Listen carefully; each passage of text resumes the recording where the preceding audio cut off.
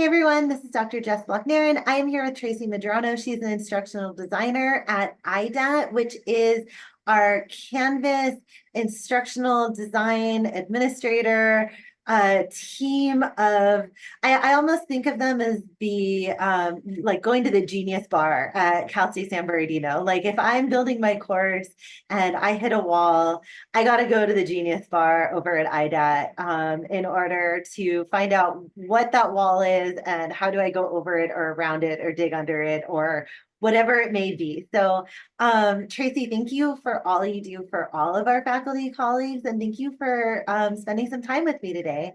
Oh, thank you.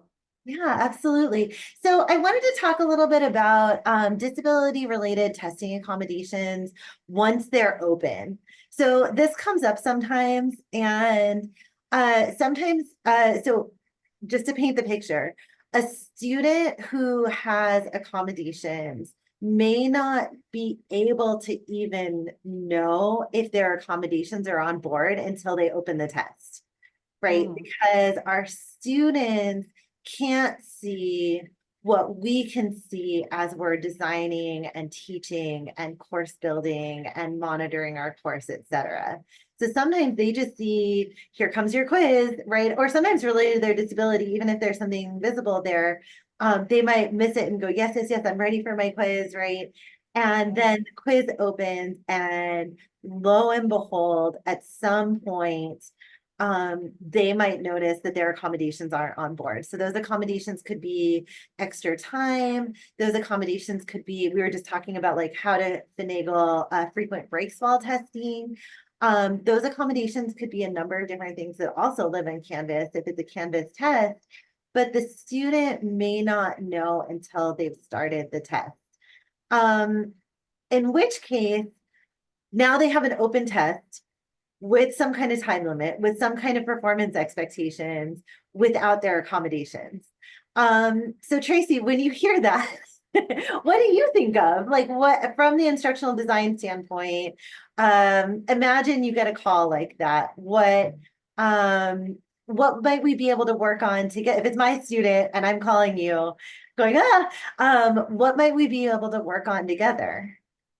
Yeah, so if you run into that situation, the test is open, and then all of a sudden something needs to change, yeah, you reach out to somebody over at IDET. We'll work with you. We'll take a look. We'll ultimately log into your course and take a look at your settings and see what options we have available. So with something like that, we can certainly figure something out, whether it's a setting that's there in the quiz itself, where we can make some adjustments, or usually when we can't find, just a straightforward setting that's available in Canvas, we'll dig around to see what other options we might have as workaround options. Same as, what we talked about earlier with, the prior video.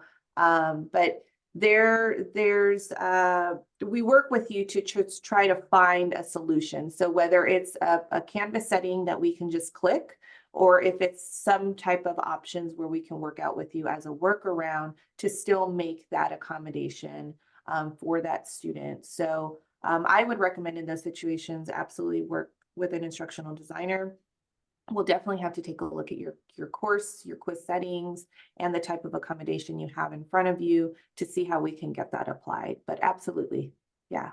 That's super helpful to know. I know one time I was working on something when this came up, and I did notice that there's different, more limited, if at all, accommodation options available when the test is open, right? Than when the test closes. So I do want to kind of encourage my faculty colleagues to mentally prepare that some of those options might involve needing to close the test, get things adjusted, and then reopen the test with the accommodation. So that helped the one of the times I was working on it. Tracy, would you agree? Do you have anything to add to that? Yeah, yeah. So sometimes, the situation might be not, ideal, or may not feel so comfortable. But when we work with you and we take a look, we'll definitely, talk through everything. We'll take a look at everything. We'll work with you to see how we can get those settings applied to meet that accommodation. Before we do anything, we'll work together. And you know, before we start clicking on anything, we'll definitely talk through what all those options are, whatever you're most comfortable with.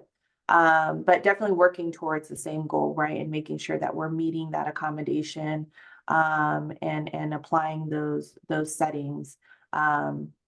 So yeah, so there are going to be some things maybe that aren't just as straightforward or may not feel comfortable, where you, like you said, you would have to close out a quiz. But we will definitely work with you and talk through, you know, also the impact, or maybe it feels like it has you know, a large impact and then it may not. So those are all things that we just work with you and talk through with you as well before we start applying any settings. And of course, we don't do anything without your permission as a faculty. So even though we're in the course working with you, we are never going to apply any settings or save anything until you give us the okay, and we've got your permission to do that and move forward. So even though we're presenting you with a lot of different options, ultimately you make the choice. And then if you'd like us to apply it, we'll do that. Or if you feel comfortable doing it, you can do that as well. That's perfect.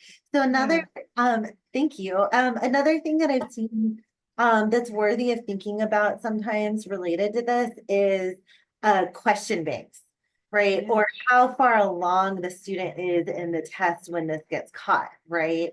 So if they open the test and nothing's really happened yet, it can be a little bit more straightforward. Let's say someone's midway through the test or midway through the test, and it was off of a question bank where it might not even be the same questions the next time they take it. Are these all extra good reasons to phone a friend over at IDAT and say there's these extra layers of stuff involved? Yeah, absolutely, because that can also be a little bit tricky. So we'd have to do a little, you know, digging in that area of your question banks and how the quiz is set up. We definitely have to think through quite a few things and some options that we could come up with. So in those situations, absolutely, I would highly recommend, please contact an instructional designer over at IDAT, and we can work with you. It's easier for us when you contact us and we can open your course, and then you can let us know what your needs are, what that accommodation looks like, and we can open your course and then we can see your settings. We can actually go through the question bank and we can take a look at that. And then from there, we start to determine what the options are and what we can do to help. Cool. That is super helpful to know.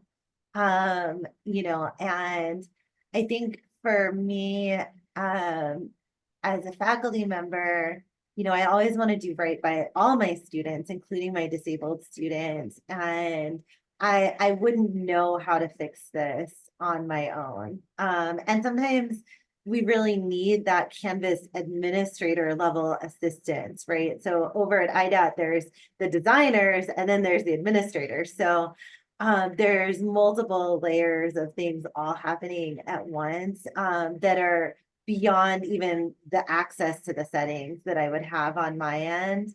So I'm so thankful to know that IDOT would be there to help me if this came up for one of my classes, one of my students, and that I wouldn't try to have to like reinvent the wheel alone.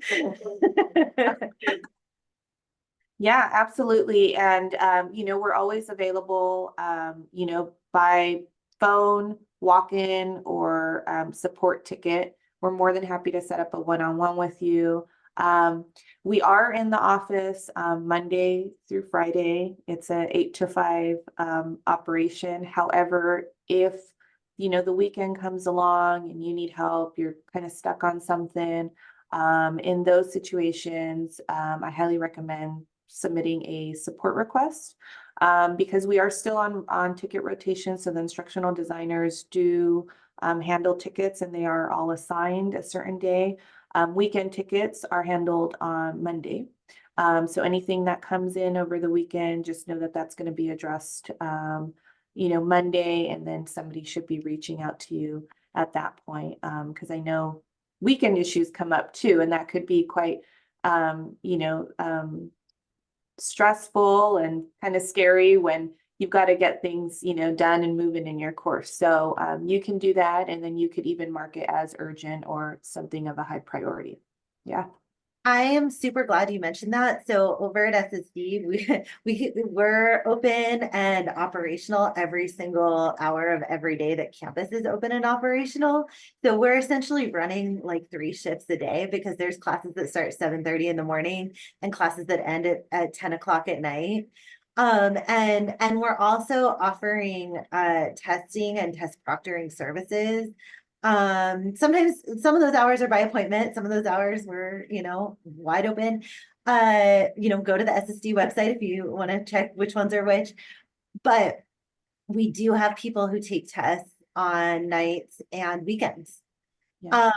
So if someone needs, so our hours are different, right? So you can see where I'm going with this. If someone needs to phone a friend at IDAT during one of those testing windows that isn't an IDAT window, thank you for explaining how to do that. It makes me think, okay, I would, you tell me if this sounds right to you. If that happened in my class, maybe what I would do is manage my students' expectation, right?